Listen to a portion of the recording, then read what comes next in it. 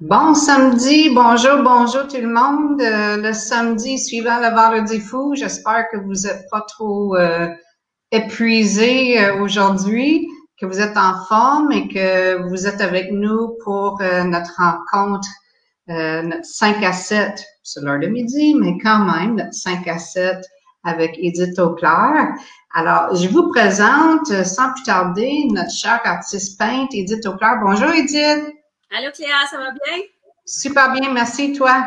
Oh oui, ça va vraiment très bien malgré la pandémie. De mon côté, tout est sous contrôle et je suis en pleine forme.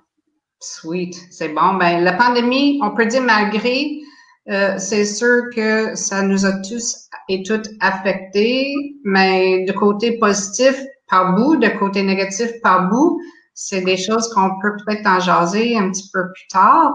Mais pour faire l'entrée de jeu, parce que les gens, c'est la première fois que tu fais une entrevue avec nous et les gens ne te connaissent pas trop. Ils connaissent un peu tes toiles parce que ça fait depuis, mon Dieu, le début de l'ouverture de la galerie que tu affiches tes toiles ici. Mais on te connaît pas bien. Alors, juste pour partir la machine, je me demandais qu'est-ce qui t'a influencé d'adopter le monde des arts dans ta vie? Effectivement, merci Cléa, tu m'as donné la chance d'être à ta galerie depuis l'ouverture et je l'apprécie. Mon engouement pour les arts vient de très loin. Donc, depuis que j'étais tout petite, ça fait un peu stéréotype ou ça fait un peu... le monde dit beaucoup ça, mais moi, c'est aussi ça. Depuis que j'étais petite, que j'adorais dessiner, que j'adorais utiliser mes crayons de couleur, puis faire des ombres, faire des lumières, tracer les contours très foncés, puis y aller plus doucement à l'intérieur de mes dessins. C'était pour moi toujours, je me perdais dans mes dessins.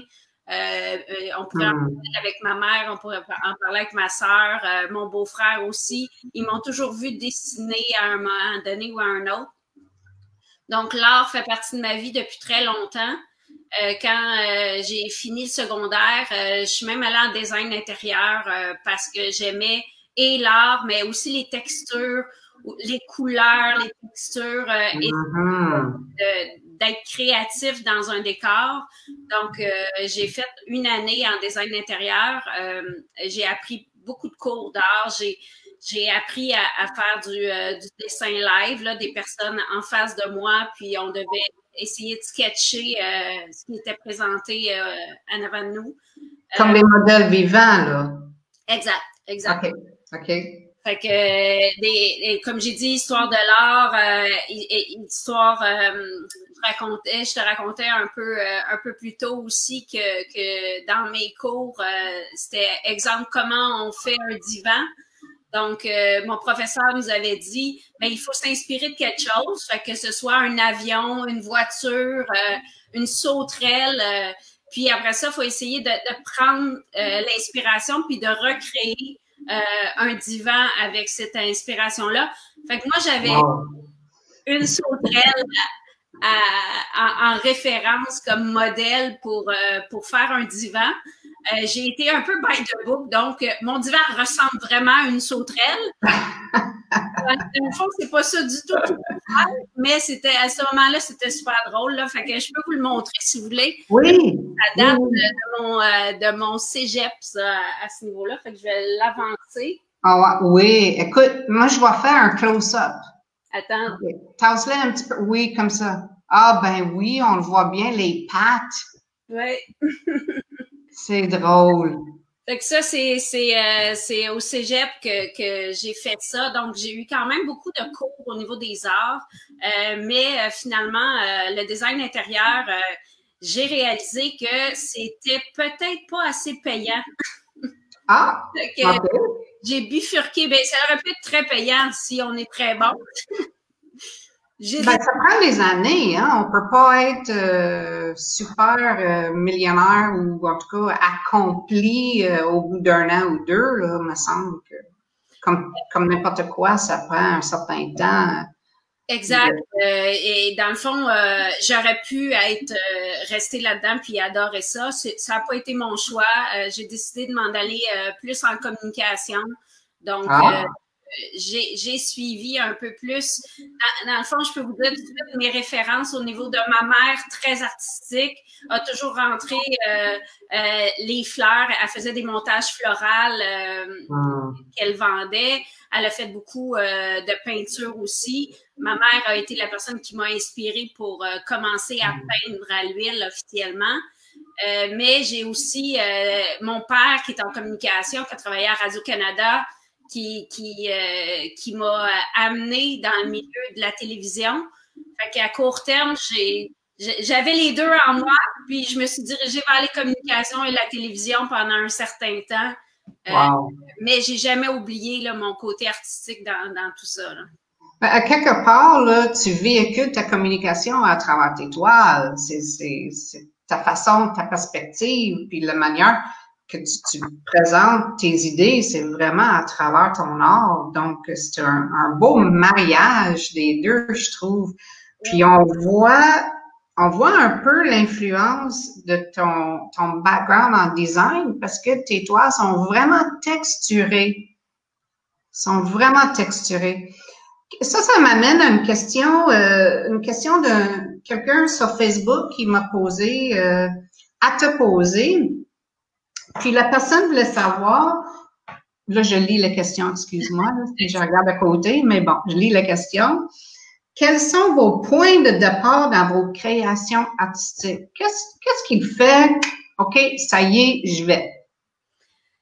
Ça varie beaucoup, ça varie énormément d'une création à l'autre, mais depuis plusieurs années, au départ, j'y allais random. Je commençais sur une toile vierge, puis je me laissais inspirer par la toile.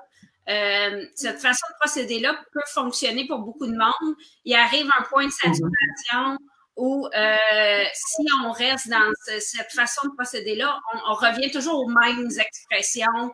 On va placer la même touche à la même place. Donc, maintenant, plus j'évolue dans mon art, plus je recherche. Je fais presque une journée complète de recherche sur Internet, sur les couleurs que je veux utiliser, sur les taches d'ombre et de lumière. Donc, des fois, je m'inspire pas d'une toile, mais je vais m'inspirer d'une photo que, exemple, le 3/4 est couvert par du rose et le reste. Puis après ça, je pars sur ma toile pour que le 3/4 soit couvert par la couleur que je désire. Désolée. Donc, c'est vraiment une recherche complète que je fais maintenant pour savoir est-ce que je fais des personnages, est-ce que j'y vais beaucoup plus abstrait. Donc, c'est maintenant, c'est comme ça que je fonctionne, là, beaucoup plus de recherche qu'avant. Donc, il y a une évolution. Là. On voit non seulement que le médium a changé parce que tu peignais uniquement à l'huile quand on s'est connus. Oui. Et maintenant, on est rendu avec acrylique. Et est-ce qu'il y a autre chose, autre technique que tu es en train d'explorer, d'autres médiums? Au niveau de... J'ai toujours peint en général sur les toiles. La toile étant une très belle forme à utiliser là, pour peindre. Oui.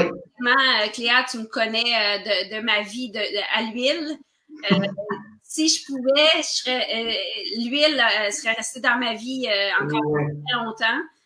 Ça a été une évolution aussi dans ma vie que j'ai transféré vers l'acrylique. Puis il y a beaucoup de monde qui ne peigne pas puis qui nous demande énormément comment utiliser un médium. Oui. Je vous confirme que travailler à l'huile versus à l'acrylique, c'est deux mondes complètement différents.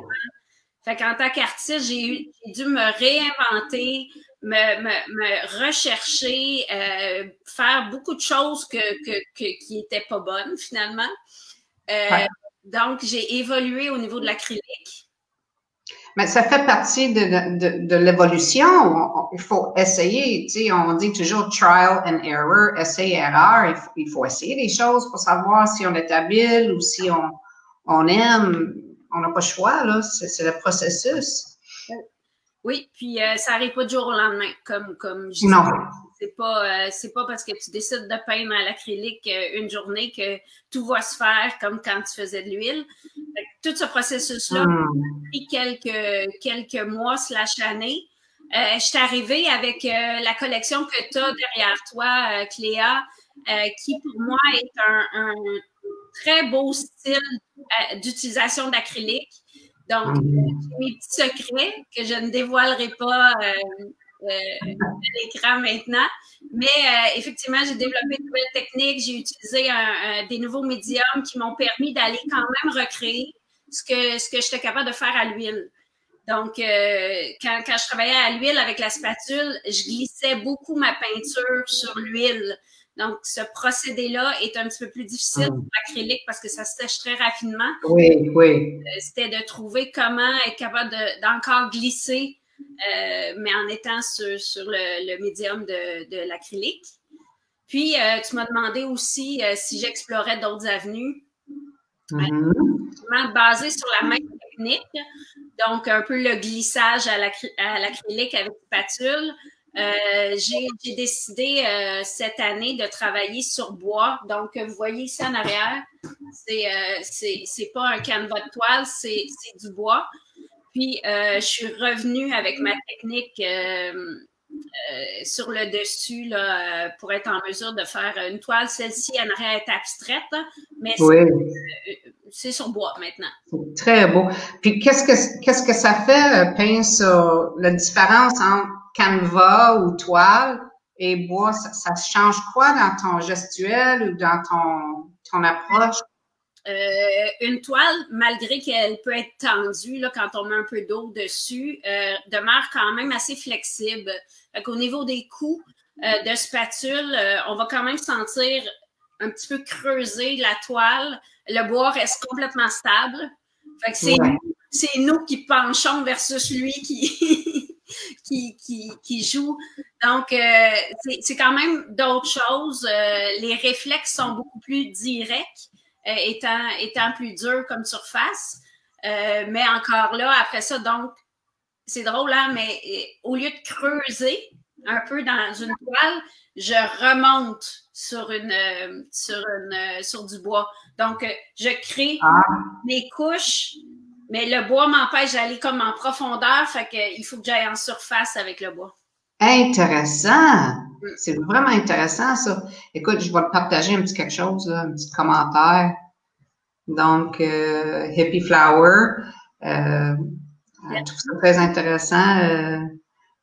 Mais c'est le but, hein, c'est de partager un peu nos découvertes, nos explorations, nos désirs, nos inspirations. Je trouve ça vraiment, c'est vraiment cool. Puis, Nat aussi, elle a dit cool quand elle écoutait tes démarches, là, comment tu te prends. Donc, nos deux amis fidèles parmi tant, là, mais en tout cas, les deux amis qui aiment ça, interagir avec l'artiste Hippie Flower puis Nat Landry. Alors, là, on s'enligne avec du bois un peu différent cette année. Est-ce que l'année 2020 t'a apporté d'autres révélations, d'autres réalisations? Entre autres, l'année 2020 m'a ramené à l'abstrait. Comme j'ai dit, là, au niveau de l'acrylique, j'ai essayé de valider mes techniques. Mais mon cœur est beaucoup à l'abstrait.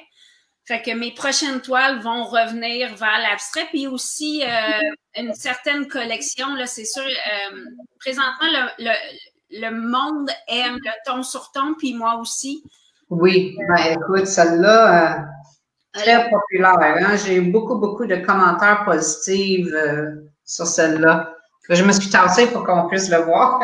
Oui, ben, je suis tout à fait d'accord avec toi. Donc, c'est les noirs, les beiges et les blancs mélangés ensemble à différents niveaux. Là. Des fois, plus de noir comme celle qui est en arrière de toi. D'autres fois, un petit peu plus de grisonné beige là, comme j'ai ici en arrière. Donc, tout ça, c'est des couleurs qui perdurent dans le temps puis que le monde aime beaucoup. j'avais vendu par le passé énormément de toiles dans ces teintes-là. Fait que je retourne un peu à ces amours-là là, dans mes prochaines collections là, qui vont être plus neutres et abstraites. Ben, c'est formidable parce que c'est vraiment quelque chose, les gens peuvent prendre le temps. Quand c'est une image et c'est donné, oui, on peut admirer. Quand c'est un abstrait, il faut travailler un petit peu. Là. Le cerveau a besoin de faire du sens. Je dis toujours ça. Il veut faire du sens, donc on travaille un peu plus et on peut découvrir une semaine plus tard, un mois plus tard, comme celui-là, là, j'ai trouvé le personnage presque 2-3 semaines après qu'elle soit accrochée. C'est ça, un abstrait, c'est ça qui est agréable. Puis les couleurs, bien, quand c'est une douceur ou un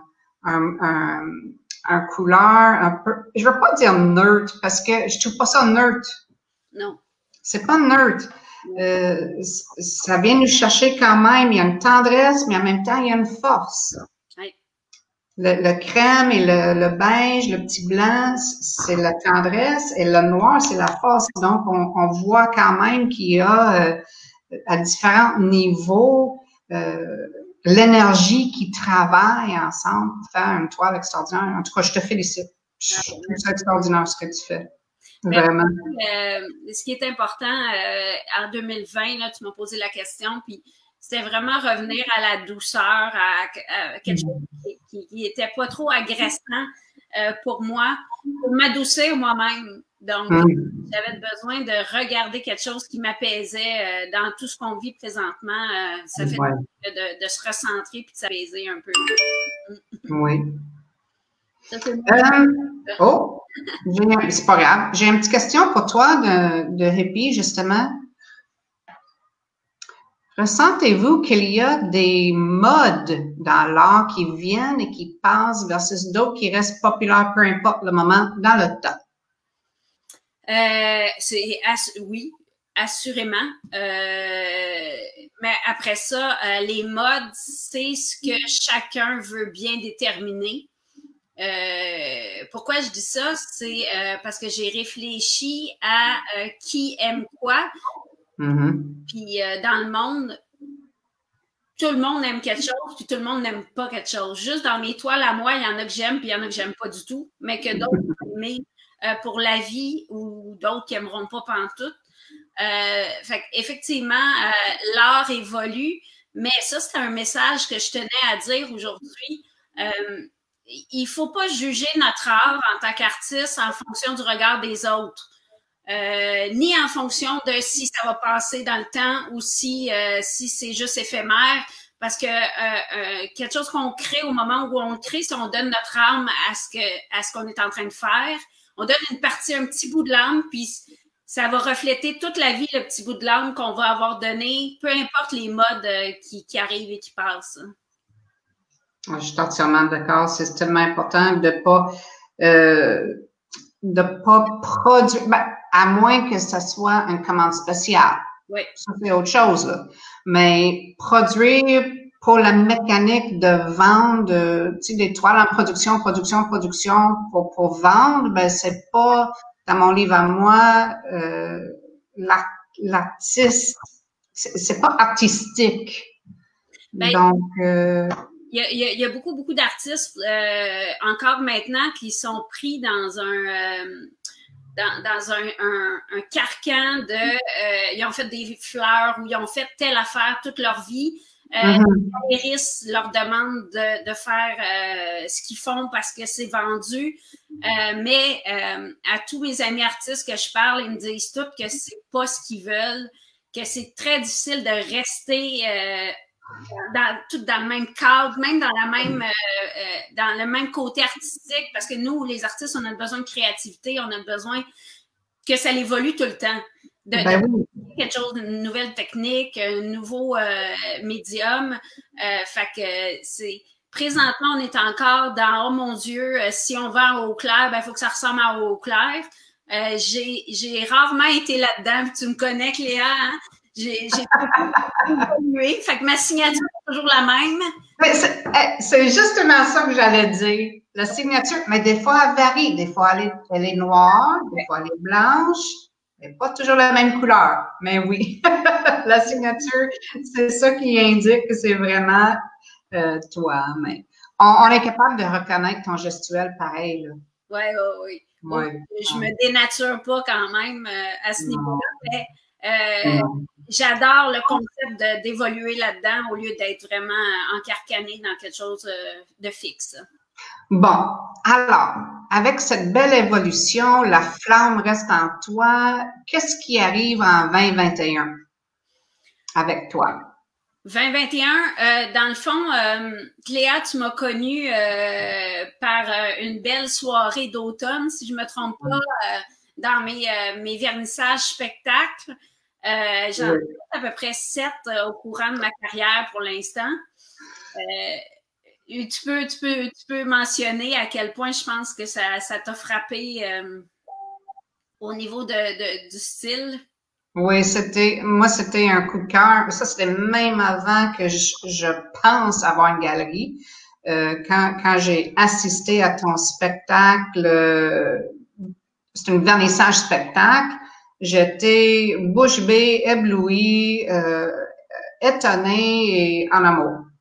C'est pas plus long que ça, là. J'ai tombé en amour avec toi, avec ton style, avec ton art, avec ta présentation.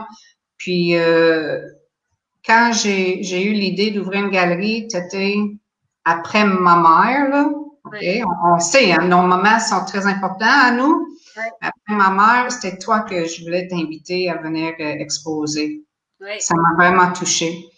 Donc, j'ose espérer que tu vas pouvoir en faire des beaux vernissages comme ça l'année prochaine.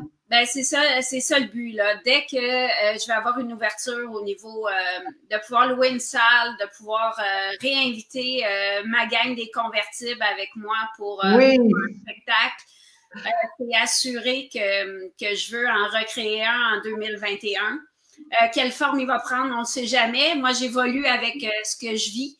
Fait que tout est sur la table là, pour peut-être un vernissage en spectacle à la fin, là, à l'automne 2021. Ça serait réaliste de penser qu'on va être vacciné et qu'on va pouvoir se rencontrer dans un même endroit pour fêter l'art comme je le souhaite. Ben écoute, sur ça, moi j'ai envie de faire un petit chin-chin. Un petit toast, longue vie à ta flamme, qu'elle continue à brûler dans toi, là, à créer des œuvres extraordinaires et que en 2021, on a un beau vernissage avec toi. Ben, merci à toi, Cléa. Merci énormément pour ta passion aussi, pour ce que tu fais et dans la région de Chambly, mais maintenant ailleurs en diffusant un peu à la grandeur du web, comme on dit. Oui, ben oui. Ça, c'était ma révélation cette année 2020. C'était vraiment le monde avec le web, en effet. Ben, merci, c'est gentil, j'apprécie. Merci à toi pour la chance de se revoir à ta galerie. À bientôt. Merci beaucoup. Au revoir. Bye. Donc, Édith Auclair, artiste peintre, extraordinaire. Écoute, moi, Édith, elle peut rester en galerie avec moi tant qu'elle veut. Là. C'est quelqu'un vraiment, ben, vous avez vu hein, comment elle est extraordinaire, cette femme-là. Et la création, c'était mon mot ce matin sur le réfrigérateur. Curieusement, la création va poursuivre avec des nouveautés. Je pense qu'elle va avoir des scoops à nous offrir après le jour de l'an. On va rendre contact avec Édith un peu plus tard, en début de l'année, pour voir comment ça va. Alors, pour mes petites annonces, je vous rappelle encore, la fin de semaine prochaine, Père Noël va être ici en train de distribuer du chocolat chaud gratuit pendant notre village de Noël, notre petit marché de Noël, où vous pouvez acheter des petites toiles, petits formats, petits cadeaux à petit prix avec vos artistes préférés. Il y en a plusieurs qui vont être sur place. On fait ça dehors, sous le chapiteau, en toute sécurité, avec distanciation. Et il y a des belles surprises qui vous attendent, là. Honnêtement, vous allez voir que notre petit village de Noël, samedi et dimanche, vous allez trouver des petits trésors. Alors, ça, je vous dis chin chin, bon samedi, amusez-vous bien pendant ce temps doux et on se revoit très bientôt, parce que dans une semaine ou deux, j'ai une autre entrevue avec M. Philippe Giroux. Attachez vos trucs, ça risque d'être très intéressant. Alors, d'ici là, je vous souhaite une agréable fin de semaine. Au revoir tout le monde.